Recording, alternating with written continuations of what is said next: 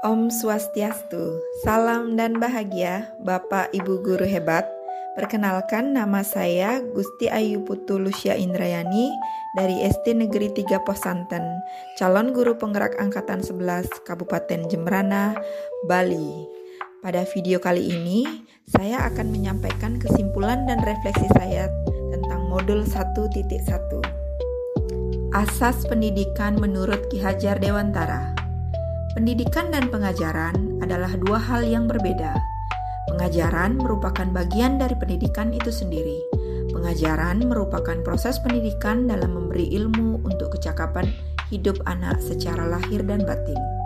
Sedangkan pendidikan merupakan pemberian tuntunan terhadap segala kekuatan kodrat yang dimiliki anak agar ia mampu mencapai keselamatan dan kebahagiaan yang setinggi-tingginya, baik sebagai seorang manusia maupun sebagai anggota masyarakat. Dasar-dasar pemikiran Ki Hajar Dewantara. Yang pertama, ada pendidikan yang menuntun. Pendidikan yang menuntun adalah konsep pendidikan yang diajarkan oleh Ki Hajar Dewantara yang menekankan pentingnya peran pendidik sebagai pemandu atau pembimbing dalam proses belajar mengajar. Dalam konsep ini, pendidikan tidak hanya berfungsi sebagai transfer pengetahuan, tetapi juga sebagai upaya untuk membantu murid menemukan dan mengembangkan potensi diri mereka sendiri. Dengan menerapkan prinsip-prinsip pendidikan yang menuntun, pendidik dapat membantu murid tidak hanya mencapai prestasi akademis, tetapi juga tumbuh menjadi individu yang berkarakter, mandiri, dan bertanggung jawab. Yang kedua, mengenali kodrat alam dan kodrat zaman. Mengenali kodrat alam dan kodrat zaman pada murid sangat penting sebagai seorang pendidik, karena hal ini memungkinkan pendidik untuk lebih baik dalam memahami latar belakang, kebutuhan, dan potensi setiap murid secara holistik. Karena kita ketahui bersama bahwa setiap murid memiliki latar belakang yang berbeda, konteks sosial budaya yang berbeda, dan juga karakter yang berbeda-beda. Maka sangat penting bagi seorang pendidik menyesuaikan dengan kodrat alam dan kodrat zamannya. Dengan memahami kedua aspek ini, pendidik dapat menjadi lebih efektif dalam merancang pengalaman pembelajaran yang memotivasi, relevan, dan mendalam bagi setiap murid. Hal ini tidak hanya membantu dalam pencapaian akademis mereka, tapi juga dalam pengembangan karakter, kesiapan masa depan, dan pemahaman yang lebih dalam tentang dunia yang ada di sekitar mereka. Yang ketiga, menghamba pada murid.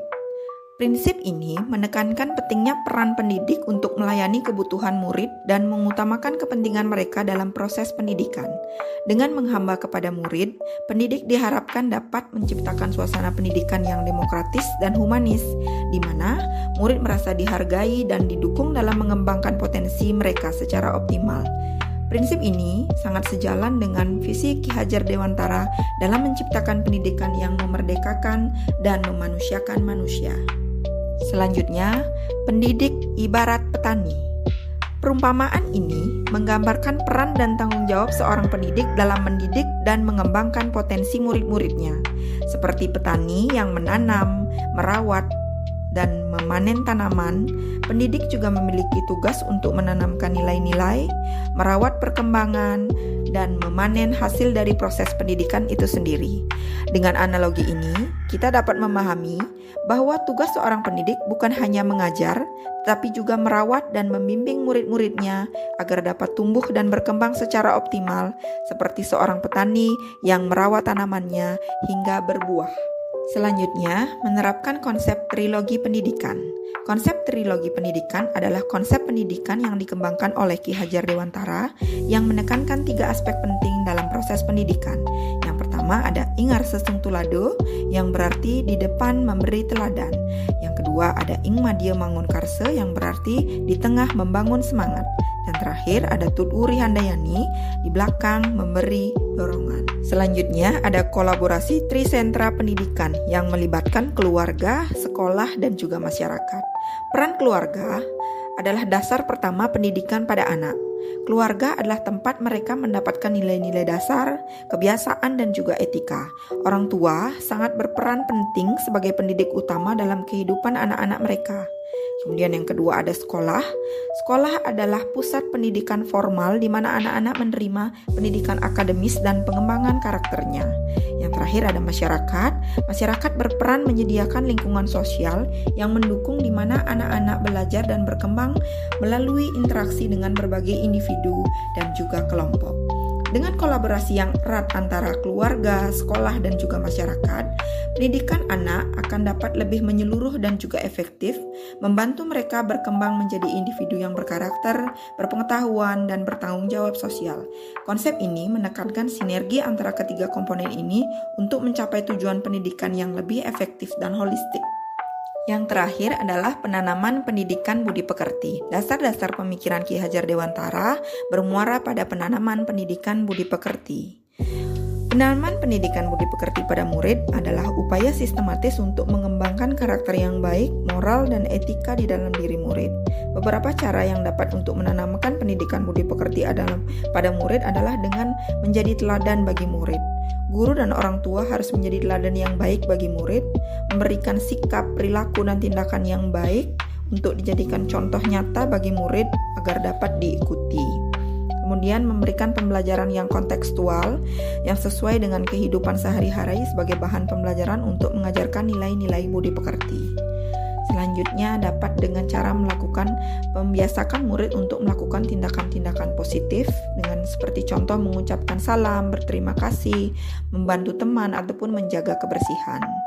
Dan juga dapat dilakukan dengan pemberian penghargaan kepada murid yang menunjukkan perilaku baik dan memberikan sanksi bagi anak atau murid yang melanggar peraturan. Kemudian tidak lupa juga dapat dilaksanakan dengan kolaborasi dengan pihak orang tua, bekerja sama dengan orang tua dalam mendidik anak-anak mereka. Komunikasi yang baik antara sekolah dan orang tua akan memastikan konsistensi dalam penanaman nilai-nilai budi pekerti. Dengan pendekatan yang komprehensif ini, diharapkan murid dapat tumbuh menjadi individu yang berkarakter baik, bermoral tinggi, dan memiliki budi pekerti yang luhur. Hal yang saya percaya tentang murid dan pembelajaran di kelas sebelum saya mempelajari modul 1.1 adalah bahwa murid saya hanya selembar kertas kosong. Saya menganggap bahwa murid tidak memiliki pengetahuan dan tugas guru untuk mengisi tulisan tersebut menjadi sebuah kewajiban. Saya juga percaya bahwa setiap individu itu sama. Saya memandang semua individu yang berada di dalam kelas adalah sama, sehingga proses pembelajaran yang diberikan juga bersifat klasikal. Selanjutnya, saya juga melaksanakan pembelajaran yang bersifat teacher center, berpusat pada guru. Sebelum saya mempelajari modul 1.1 ini, saya memiliki keyakinan bahwa di dalam kelas yang memegang kendali atas pembelajaran adalah guru. Siswa hanya perlu mendengarkan dan mencatat hal-hal penting dari materi yang disampaikan oleh guru. Dan juga saya berfokus pada pencapaian materi dan tuntutan kurikulum. Nilai ulangan dijadikan patokan atau sebagai tolak ukur untuk mengetahui kecakapan murid. Selanjutnya, saya juga menganggap bahwa satu-satunya sumber belajar bagi murid adalah seorang guru. Dan juga kurang memperhatikan karakteristik murid saya serta potensi dan bakat yang dimiliki dari murid itu sendiri.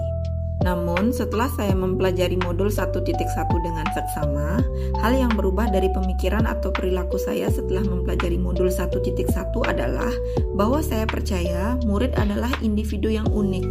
Murid memiliki potensi dan bakatnya masing-masing. Bahwa murid adalah selembar kertas yang sudah berisi penuh, namun tulisannya masih samar-samar.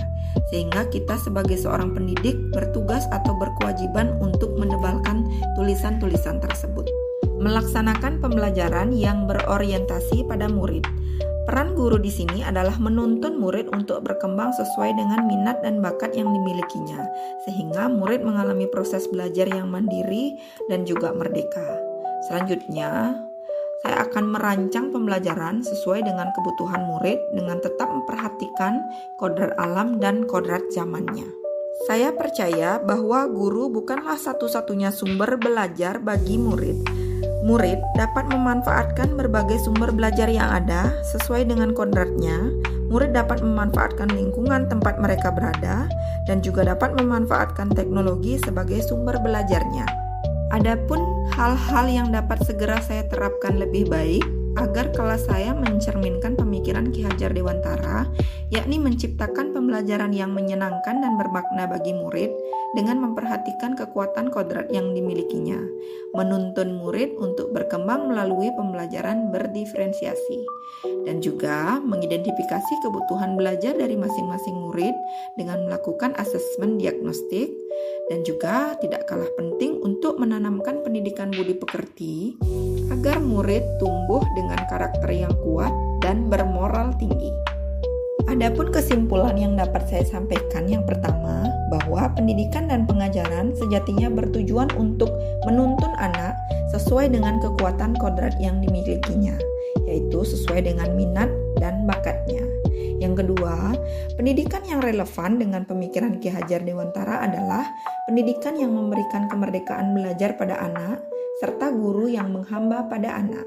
Yang terakhir, pendidikan yang baik adalah pendidikan yang tidak hanya berpatokan pada penilaian secara akademis saja, namun pendidikan yang berpihak kepada murid, serta memperhatikan kodrat alam dan kodrat zamannya. Demikianlah kesimpulan dan refleksi yang bisa saya sampaikan. Saya ucapkan terima kasih. Om Santi, Santi, Santi Om. Salam Guru Penggerak.